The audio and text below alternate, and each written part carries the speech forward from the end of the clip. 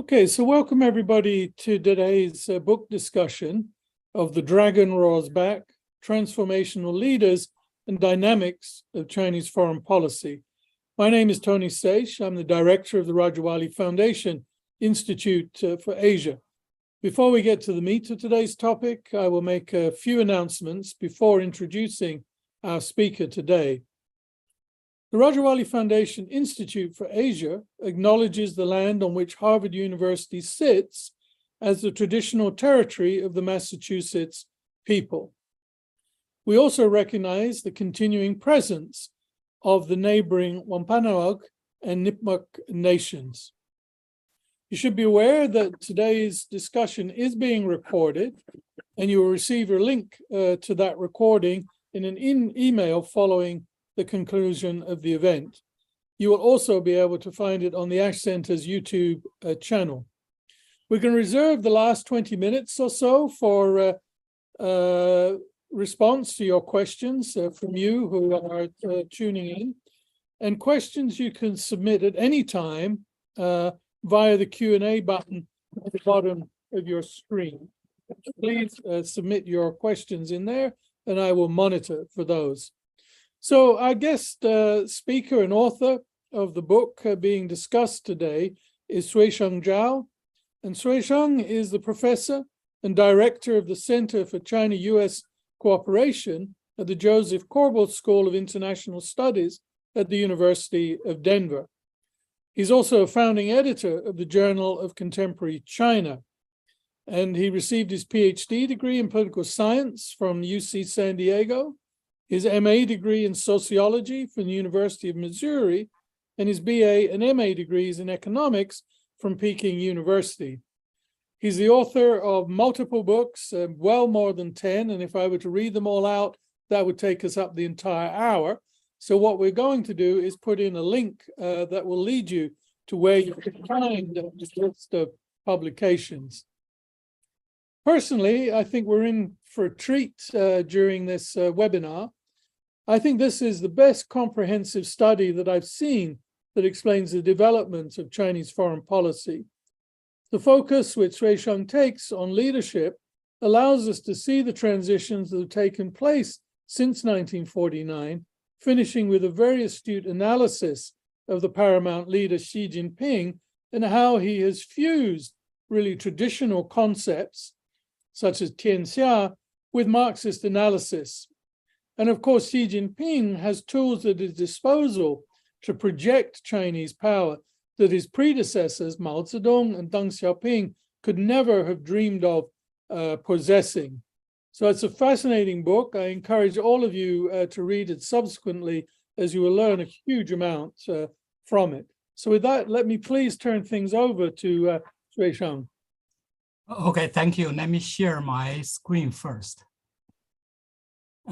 Thank you, Tony Saich, for the invitation and opportunity to share my book with your audience.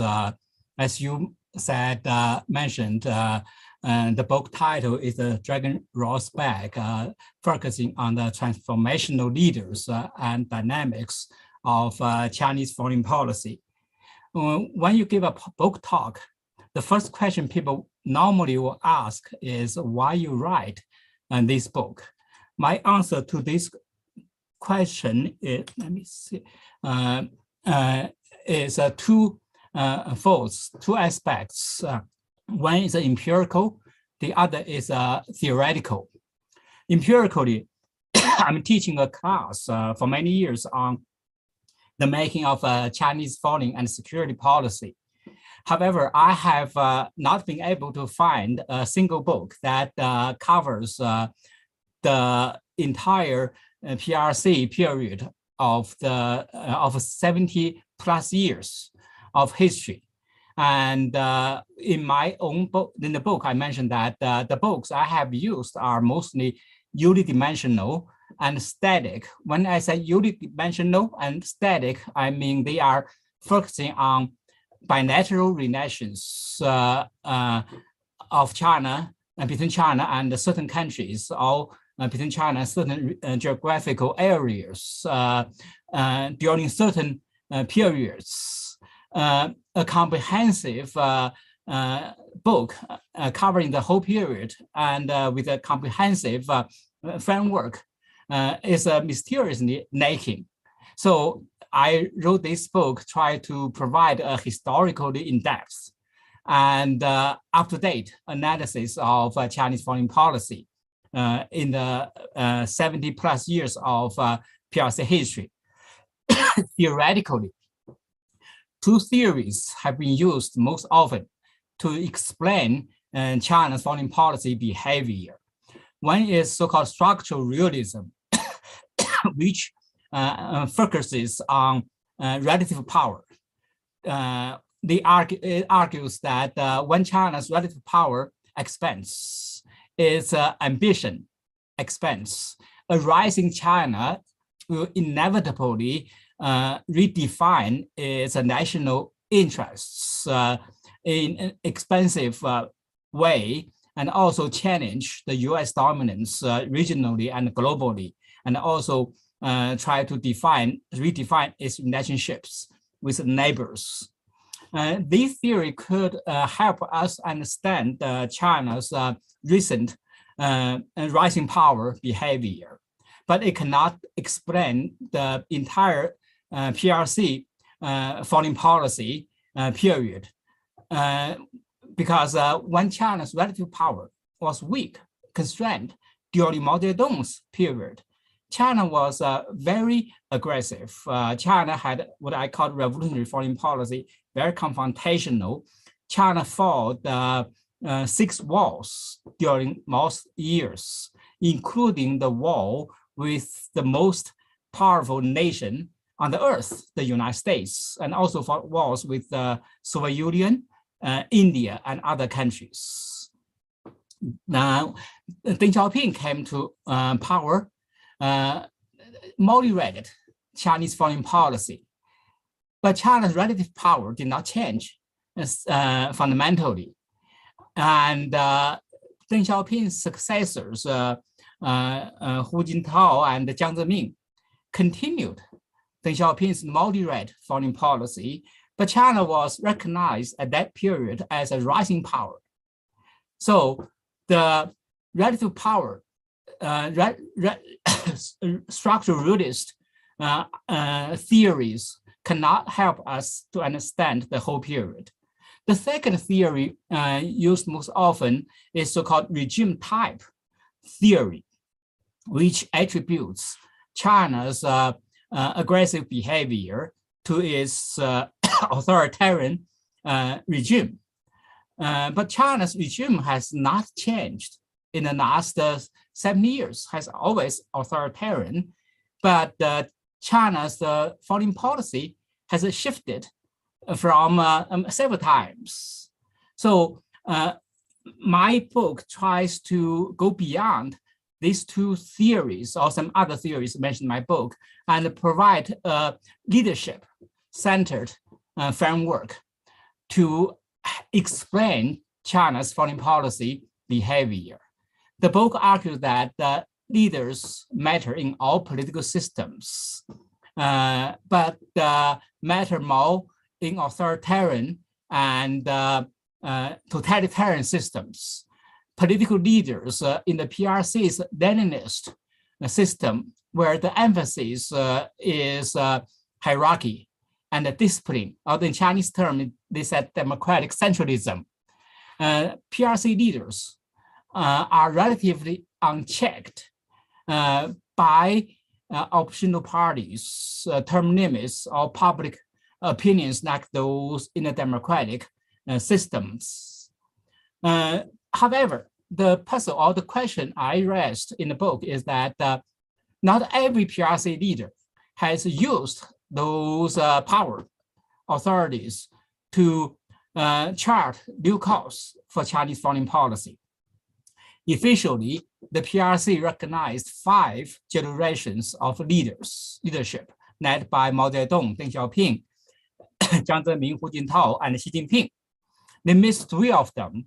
One is Hua Guofeng, who also took top position, and also Zhao Ziyang and Hu Yaobang. So I grouped these 8 leaders and distinguished them into three types of leaders to understand how these leaders have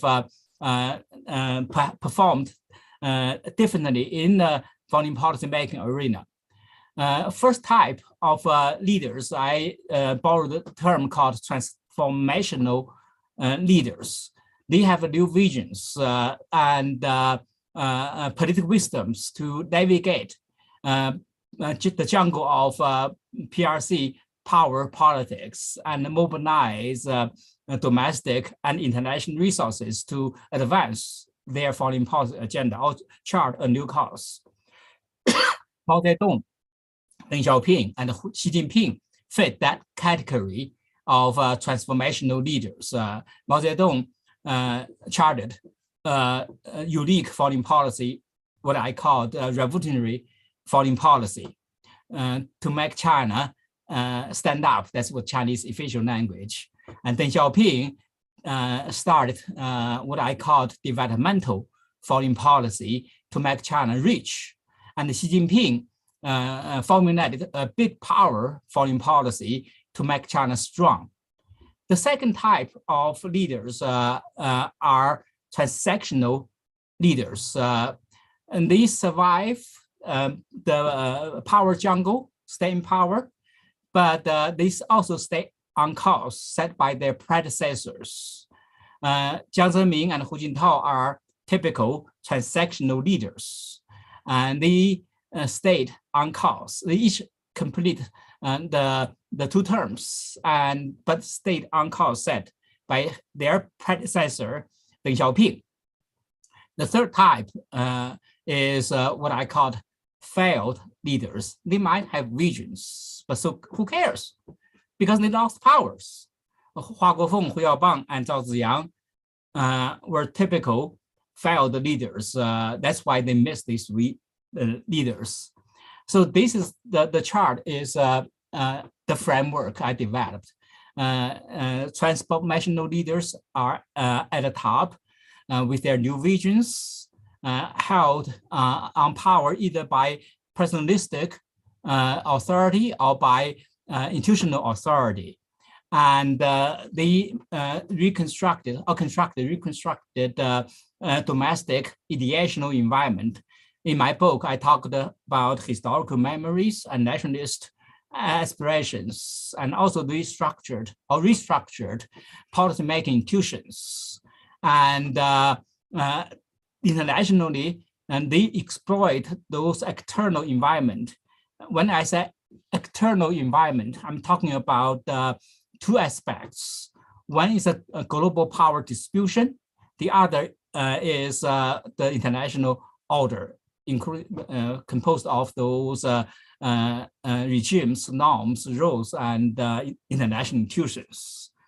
And my book using this framework, my book documented and focused and documented the three transformational leaders' visions and their political maneuvers and their foreign policy accomplishments. Let me very briefly discuss each of these three transformational leaders, their visions, their internal and domestic and external sources. First, Mao Zedong. His vision was very clear that China was facing an imperialist time, and the themes of the time were war and revolution, because when imperialism existed, war would be inevitable, would lead to revolution. So he tried to make China completely independent of the imperialist powers and try to lead a so-called communist world revolution. So that's what his vision was. And Mao was a founder of the PRC and held power as a charismatic leader. In fact, he stayed in power for his lifetime, and he was very ruthless to purge whoever challenged his power. In the way of making foreign policy, of any policy decisions, Mao was a crusader, made decisions, especially those strategic policy decisions, top down and alone. And he really did not like bureaucracy and did not even like to deal with bureaucracy. So he led his prime minister, Zhou Enlai, to work with bureaucrats. And he manipulated or reconstructed the memory of a century of the humiliation, and tried to make China to redeem that century of humiliation, and to legitimize the CCP power or the PRC Communist Party power on the foundation of nationalist aspiration. And many people thought Mao was a communist, but he was a nationalist first. And all those decisions to enter war in the Korean Peninsula and fighting with the Soviet Union all were based upon nationalist aspiration. And Mao Zedong was a very shrewd strategist and made flexible alignment in a bipolar world. China leaned toward one side of the Soviet Union, but then made strategic realignment with the United States in the 70s. And he was very clear discontented with the US-led world order before China entered UN in 1971. But he never articulated any new norms, although he opposed US-led world order. In fact, his 5 principles of the co-experience was a sovereignty-centered principle, typical Westphalian principle that also was the foundation of the UN system. Then the question here, to understand Mao's revolutionary foreign policy was Mao's revolutionary foreign policy defensive or offensive? My book, or myself, I argue that his foreign policy was rhetorically offensive and militant, but the priority was to defend China's border and Communist Party regime security from what they perceived a very hostile US and Soviet power. In fact, I had chapter just use the title to keep the wolf off the border when they fought all those wars. And so Chinese foreign policy was essentially reactive rather than proactive during those Mao's years. Now let's move to Deng Xiaoping's developmental policy. His vision was somehow very different from Mao Zedong, because Mao emphasized war and revolution. He said we can avoid war, and peace and development were the theme of the time. So he launched economic reform and modernization programs. Foreign policy during Deng Xiaoping's time was to create and maintain a peaceful international and regional environment for his economic modernizational programs. So he used the term democracy should serve domestic domestic economic development.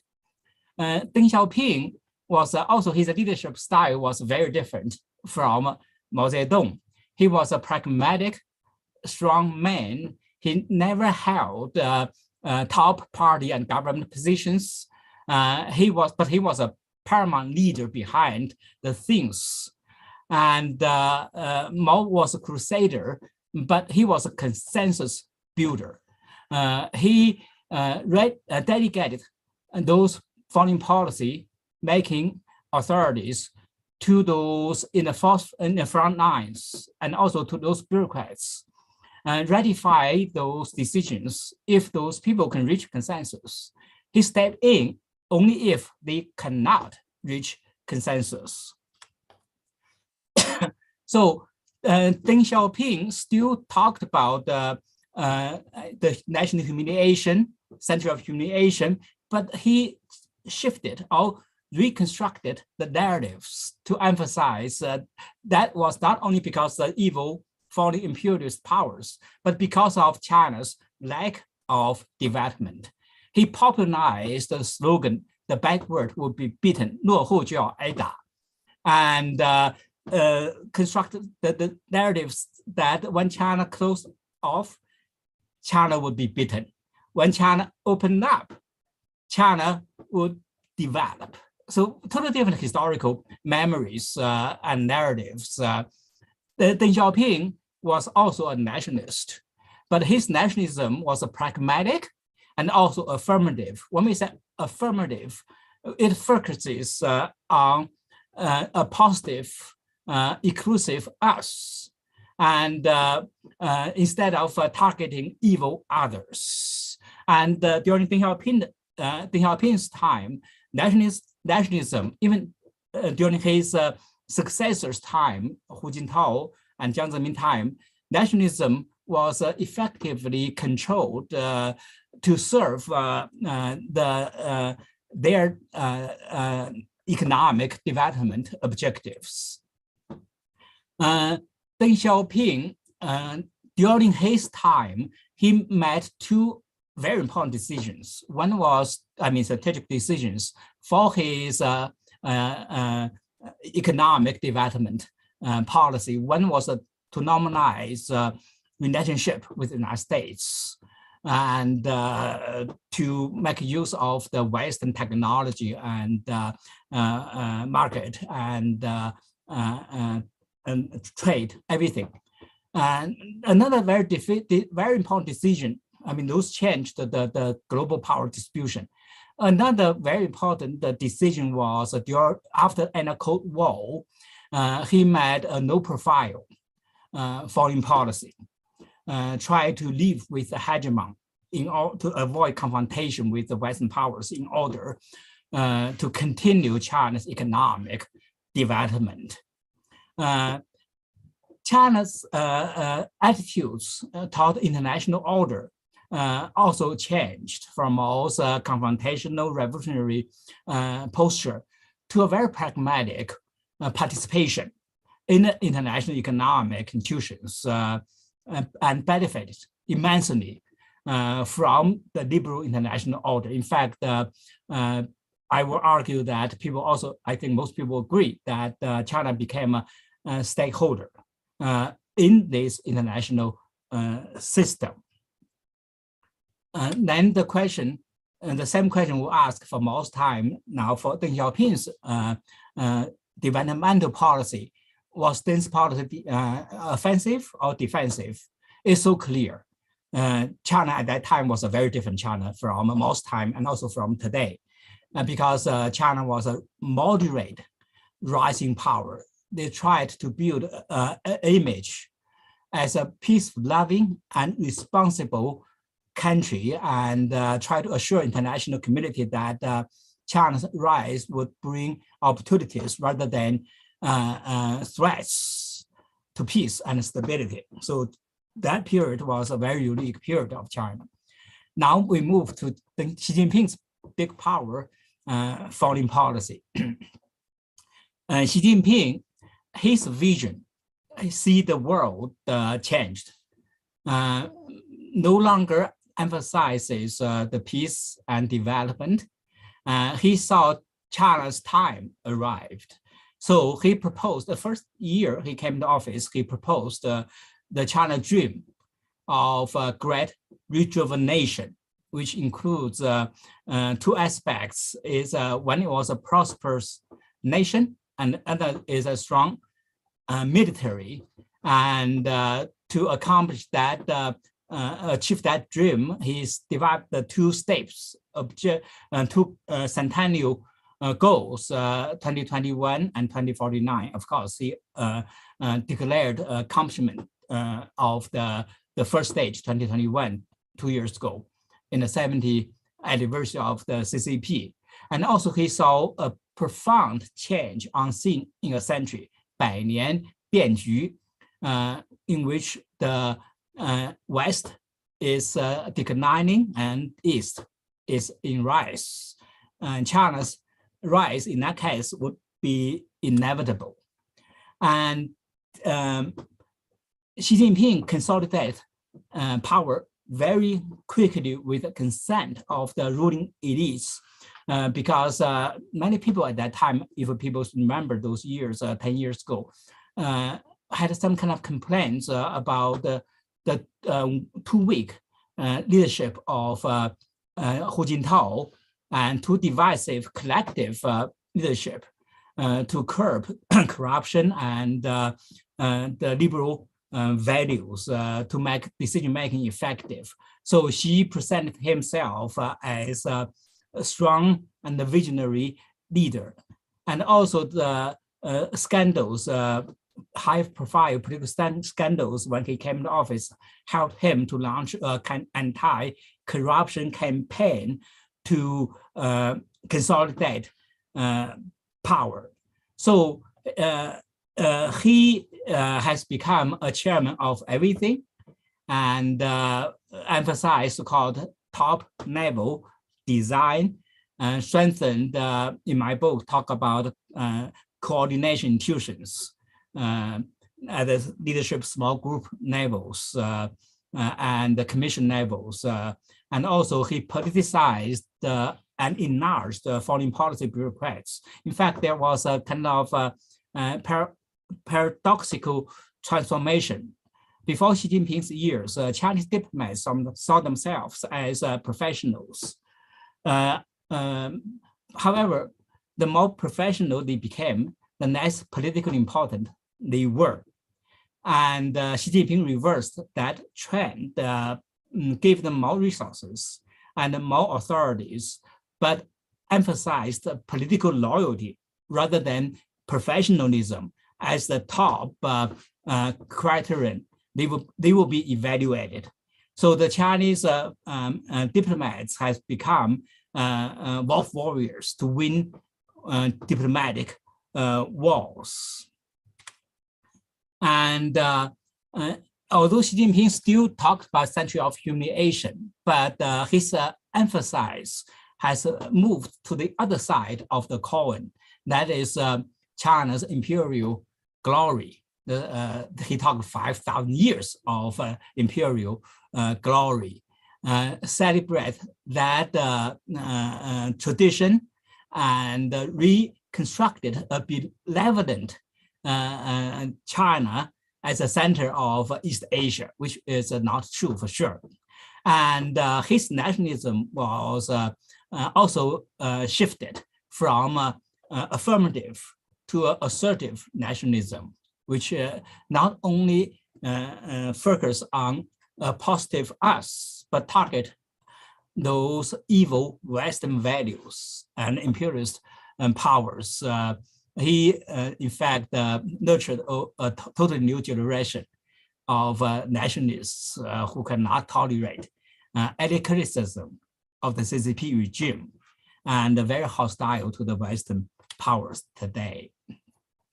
And Xi Jinping now looks at China as a rising power to challenge or in a competition with the United States. So he emphasized so-called fighting spirits, emphasized the baseline thinking and the core national interests. If you remember, I mean, my age, 1990s, 80s, the national interest, that term was never used. They use internationalism rather than nationalism or national interest. Now they are talking not only about national interest, but also core national interests.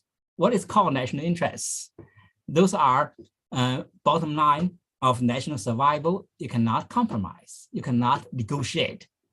And he also tried to build anti-hegemonic coalition with Russia Iran, North Korea, those countries, and he expanded China's interests along China's so-called peripheries, proposed new Asian security concepts, try to drive the U.S. out of Asia. He militarized China's border disputes with neighbors, and moved forward to put timelines and timetable, and emphasize the military threat to Taiwan. And although China is still a stakeholder in the international order, but China has become a revisionist stakeholder.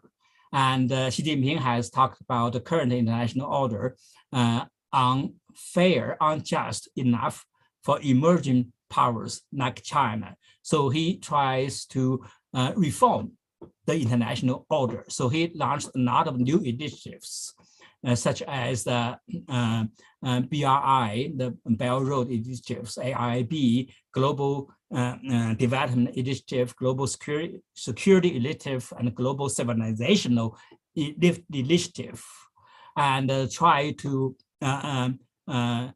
gain more voices and more representation in the international institutions.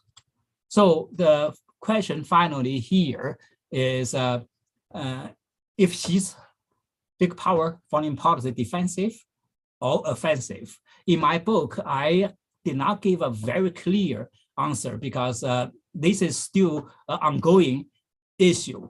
But I read some questions such as will China become a destructive or constructive power?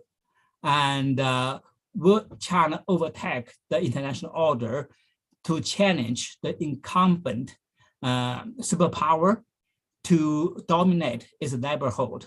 Questions like those, I don't think I have a very clear answer.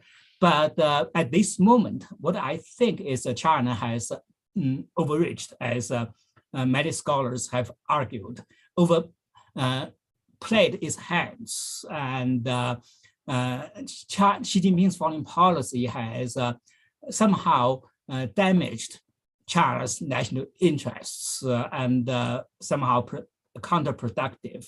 But still, international community has to meet this challenge. Either China becomes very powerful, or under him become troublesome. We all have to face that coming dragon in the international stage. I think I will just stop here, and we can have some Q&A from here. Thank you for your listening. Thanks, Suisheng. That covered a very large range. I just want to remind people, if you have questions, please put them under the Q&A section. I see a couple of things have popped up already. Maybe just to get things going, I have 3 questions I'd like to ask you, Suisheng. The first is about what you're talking about with leadership, which I agree with you is very important. In fact, one of the questions raised, I'll come back to, is also related to leadership and leadership style. And it interests me, you talk about Mao and Deng leading through charisma, in a sense. Would you agree that Xi Jinping's authority really comes from the office rather than charisma, despite all the aura that is built around him and the attempt to build a cult of personality? So that's my first question to you. The second is, you use the phrase a revisionist stakeholder, which I think is an interesting concept.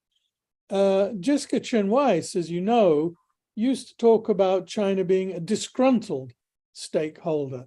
I just wondered if you could just explain a little bit of how you see the difference between those two terms, because I think yours is further reaching in its implications. And the third question I have is really Obviously, this has focused very much the relationship to the US, but I wondered whether you could bring in some thoughts about how what China is doing, and if it is a revisionist stakeholder, how is that playing out in the global South? Does it have an appeal which is distinct from the traditional US appeal? So let me start with those, and then I'll come on to other questions as they come up from those tuning in. Thank you, Tony, for those are very good questions. Let me answer each of them very briefly. Xi Jinping came to office for first term, I think, was mostly office authority. Hu Jintao retired entirely, gave him all the offices. He took full advantage of those office authorities, quickly consolidated his power and established his his personal authority. So in the second term, I think he tried to establish charismatic personal authority, which was very successful. He asked people to show their full consciousness and all those types of two establishments, everything, those terms that he invented, or people around him invented, really aimed to establish personal authority, personal loyalty to him as the primary principles guiding interactions among the elites. But I don't think he established those charismatic authority because he used those offices, tried to build personal authority. People eventually accept that personal authority, not because of his accomplishments as a charismatic leader, but because of fear of his authorities. He used those authorities just like Mao Zedong did, ruthlessly, try to crush whoever disagree with him or try to oppose him, purge all those leaders. How many leaders now, how many senior officials have been purged in those 10 years? It's incredible. So I would argue that the current authority of Xi Jinping is neither office nor charismatic, but all fierce. Basically fierce, especially at this third term. Not many people, I mean, in the last 10 years, what he has accomplished, except to consolidate his power. That's the most important accomplishment he has accomplished. And economy and foreign policy, everything. He cannot compare with Mao Zedong or Deng Xiaoping. So I would not see his authorities based upon charismatic characters, but based upon his use of his powers. So that's the first question. Second, I argue he was a revisionist, and China is a revisionist stakeholder. First of all, I will say China still is a stakeholder in the international economic and even security system, which the order was established on the US leadership constructed. Economically, it's still primarily liberal, and even the security front in Asia Pacific, for example, is still very stable. And China benefited from this economic and security environment to rise economically, to develop economically, and in a relative peaceful security environment for the last several decades. So from that perspective, I don't think China is in China's interest. All China is intended to overhaul the current international system. But China is a revisionist power, especially since Xi Jinping came to office, because they thought that the system led by US has not accommodated enough for China's rising power status its voices, its values, everything along that line. So they want to assert more of their own values. He created, for example, 人类命运共同体 the shared future for mankind, 新型国际关系 new type of international relations. All those type of concepts he proposed, try, and also those new initiatives, global security, global development, all those concepts, initiatives are challenges to the US-led international order, international system, but it's not fundamental overhaul. It's a reform, still reform. So that's why I use this revisionist power. But this revisionist power, third question, that is a challenge to the US-led order. So it sold well to the global South so far. China, when people talk China has a foreign policy failure, yes, I agree with that, but the failure has mostly with the relationships with Western or developed world, and also some China's neighbors. But in the vast global South, Africa, Latin America, those areas, I think there's a somehow success in its sales of its concepts and initiatives. Although there are so many problems of one belt, one road, and those other initiatives, but still there are a lot of countries in the global South. So they share China's grievance against the US and Western countries, and also China's values to emphasize so-called value-free economic development principles, all those things. So I would say in the global South, China has been relatively successful to sell its concepts. Great. Not surprisingly, that answers some of the questions that have come up as well. But there's a couple of, let me start with a couple of questions which also have come in.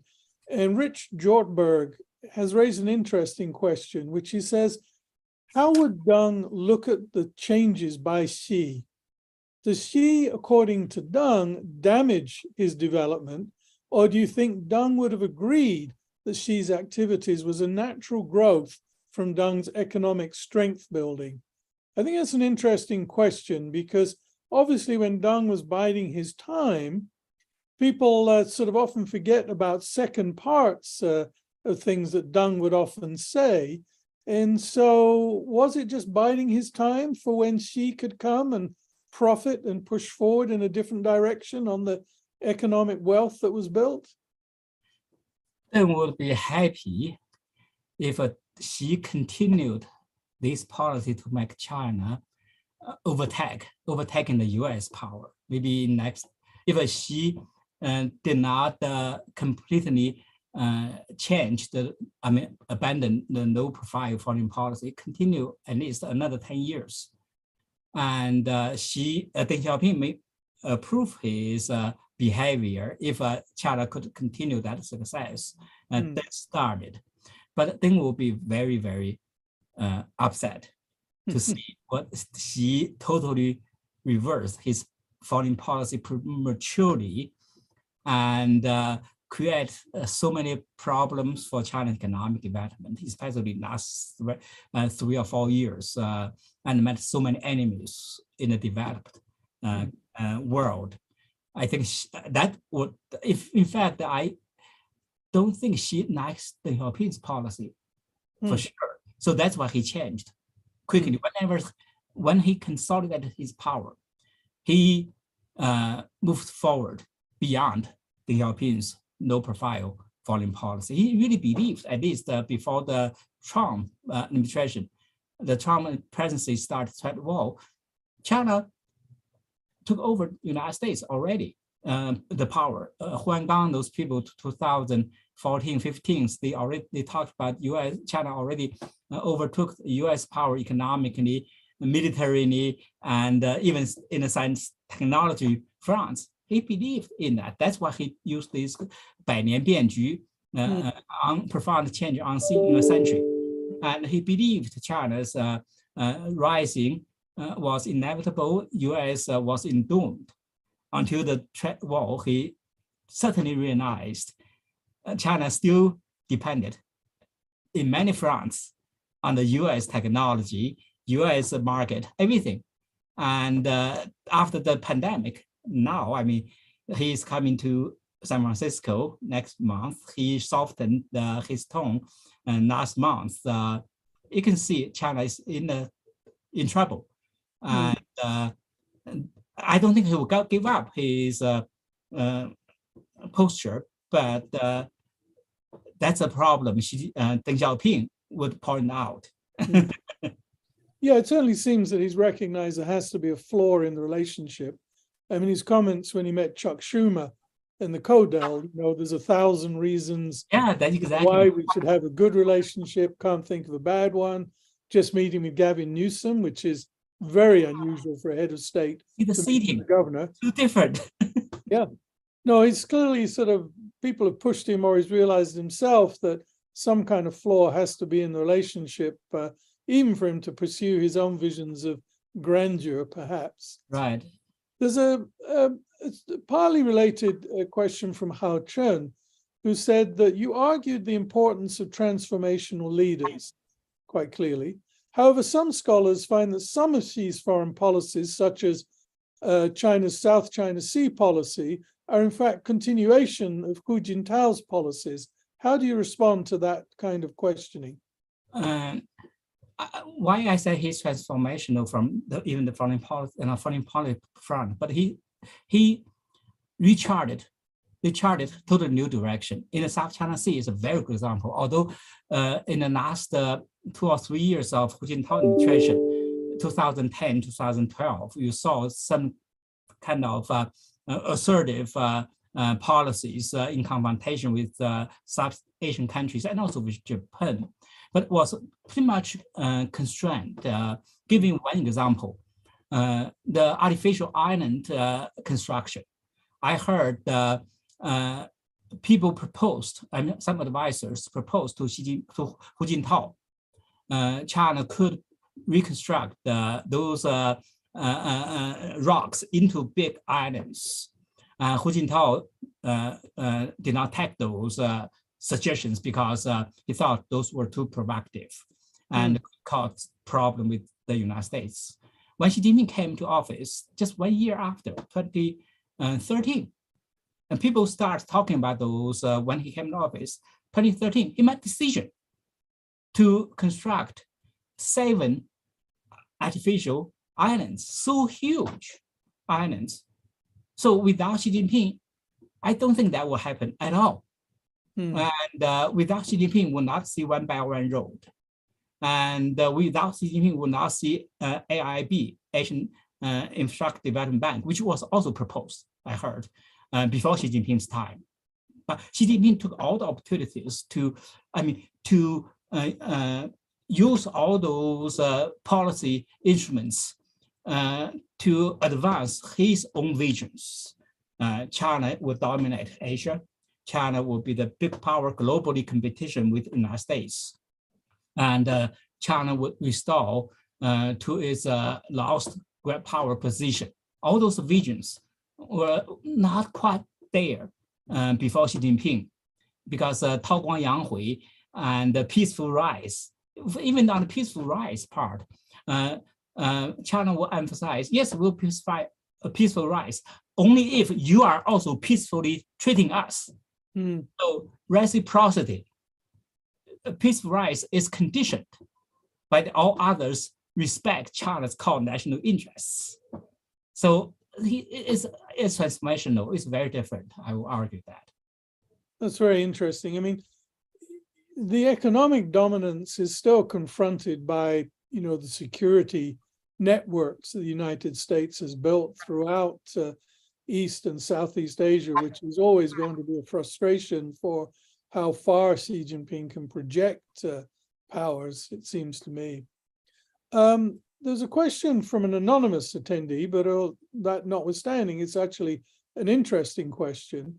And it says whether in the grant of assistance, loans, military coordination, or dealings with other countries, China has always been consistent in its policy of non-interference in the internal affairs of other countries.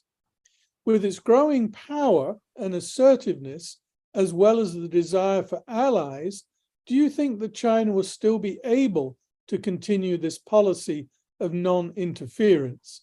I suppose we could preface that by saying, has it really had a policy of non-interference? But that's slightly different. Yeah, China started when the non-interference foreign policy because China was weak. It's an instrument to protect its own interests. Basically, when non-interference is not to interfere in China's domestic affairs. So it applied that to its relationships with both developed countries and also developing countries when China getting more powerful. And but quickly, I think China discovered non-interference will now work when they try to develop all those economic projects in foreign countries. They have tried to influence local politics and try to help those who they think pro-China stay in power and to protect their own project. There are so many examples. I think there's huge literature now talking about China's shift from non-interference in its foreign assistance or foreign investment policy to getting involved local politics. Although I don't think China has been very successful yet, because China has not been that powerful yet. But it will see the clear transformation of these non-interference policy, foreign policy. It seems to me in some ways it's almost naive to think that it could have a policy of non-interference. I mean, the same for the US. I mean, given its, just given its significant economic engagement in a number of countries, inevitably means that it is embedded in the affairs of those countries, leaving aside the question of whether it's trying to push for a certain leadership or not. I mean, just the scale of China's activities is, in a sense, an interference. Then we have one question which, of course, is inevitable when one thinks about China's external reactions, and that is from Mark Schneider, who asks, the CCP has told its population for 70 years of its intention for a Taiwan takeover. Isn't there a loss of face for Xi and the party not to invade now that the PRC has the ability? Isn't there also a personal Xi desire to be remembered as a great historical leader and get it done before he dies? Xi as a great, he thinks in his mind, great leader, which he compares with Mao Zedong or with Putin, all those top authoritarian leaders.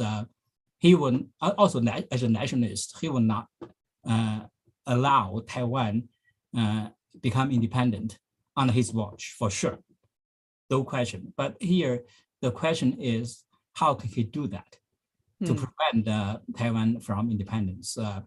Obviously, Taiwan has been moving further away from China, and Xi Jinping has lost his patience. China had a so-called long game with a strategic patience, emphasizing peaceful unification. But the prospect of the peaceful unification has been somehow more and more remote for Xi Jinping. And also, he has been seeing the US is getting involved more and more in the Taiwan Strait contingencies. So he's very frustrated, I think. But how much he can do about this at this moment? People are talking about he will use force. But what happened in Ukraine, I think, serves a very good reminder that it's not easy even more difficult for him to use force to force Taiwan to take Taiwan back. And if he does that, that will be end, I think, the Communist Party role in China, and or the start of the end of the role. And so it's not easy decision. But my concern here is that he will not get the truth about what's happening across Taiwan Strait and what's happening in the international community, because he becomes so powerful, as we mentioned, living in an acre of a chamber, back in the bubble. People only tell him what he wants to listen. So if he made his mind to invade Taiwan, everybody around him will tell him, "You are ready. We are ready. We can take Taiwan in 24 hours. That would be disaster for China and for himself. So I don't know what will happen at this time, but I don't think China is ready. I don't think he's ready. But even China is not ready. Even he's ready. Will he do it? Nobody can tell. Only he himself can tell. I don't know if he knows clearly at this point yet. Yeah. We're getting close to time, but one question also from Mark Schneider, which is often something people have wondered about, is really about the CCP's relationship with Putin. And Mark asks, is the CCP happy with its Putin relationship? What would it want to change? He is very happy as a big brother. When China split, Mao Zedong split with the Soviet Union, partially because China was a little brother. The Soviet Union infringed China's interests. Now I think he really enjoys this big brother position in relationship with Russia, especially after the failed invasion of Putin in Ukraine. And to a great extent, Putin has somehow asking the favor from Xi Jinping. And also personally, I think he has a very strong personal patience over Putin and Russia. He's my generation. People of our generation were raised in China with the Russian songs, Russian movies, Russian, all those stuff. So had a very strong patience for Russia. That's him, I think. So he has established very strong personal tie with President Vladimir Putin for sure.